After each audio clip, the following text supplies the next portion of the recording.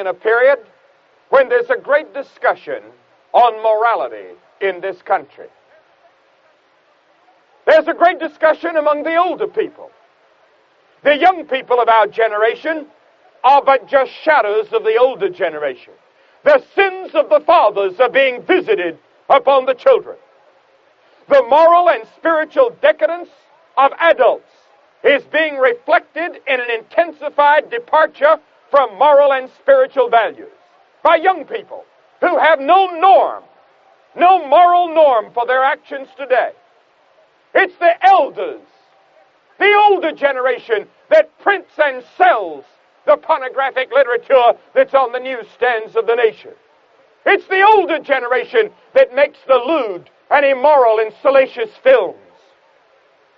It's the older generation that imports and sells the dope. It's the older generation that is setting a poor example in morality.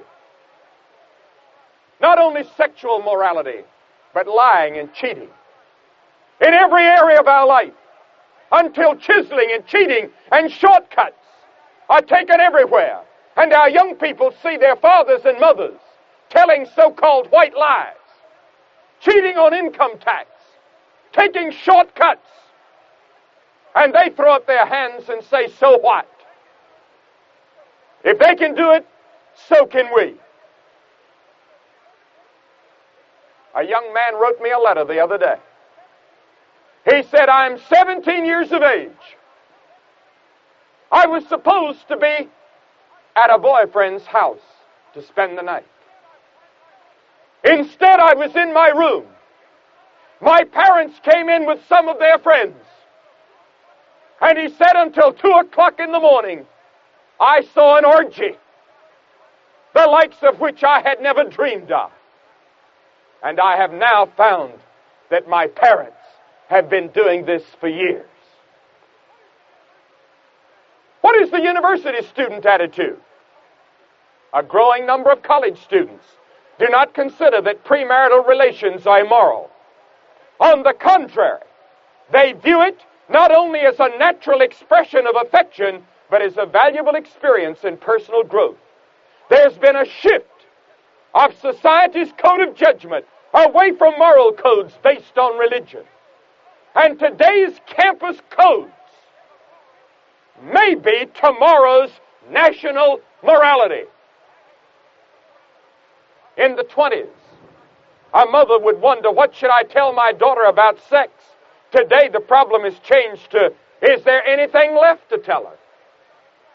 Her father took his son aside and said, son, don't you think it's time we talked about the facts of life? The son said, I sure do, Dad. What do you want to know?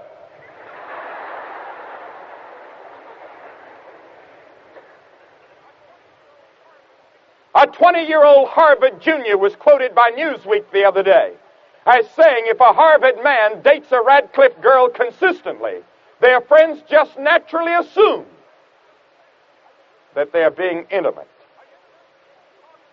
A University of Chicago co-ed says, if two people are in love, there's nothing wrong with their sleeping together. Dr. Reisman, the great sociologist at Harvard University, says there are many people who insist it's always been bad. There's been no change. He says, I insist there has been a great change. Yes, there's been a change.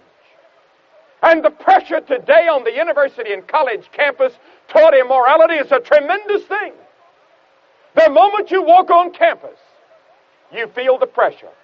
Newsweek magazine says, almost from the moment they first stroll through Taylor Gate at Vassar or meet their first dates under Wheeler Oak in Berkeley, many of today's co-eds begin agonizing about morality. One junior is quoted as saying, if a girl reaches 20 and she's still a virgin, she begins to wonder whether there's something wrong with her as a woman. What about the teenagers? When they see all of this and witness all this in the older generation among the university and college students. Well, we've got our teenagers in some communities today attending formal dances at 10. They have steady dates at 13 and are encouraged to neck. And they're driving their own cars at 16, and they're going to college by 17, and they suddenly wake up they never had a childhood at all. They were taught to be adults all the way through. And I find that teenagers today are concerned about what's right and what's wrong. And they're not being told what's right and what's wrong. And they want somebody to stand up and say, what is right and what is wrong? How far can I go?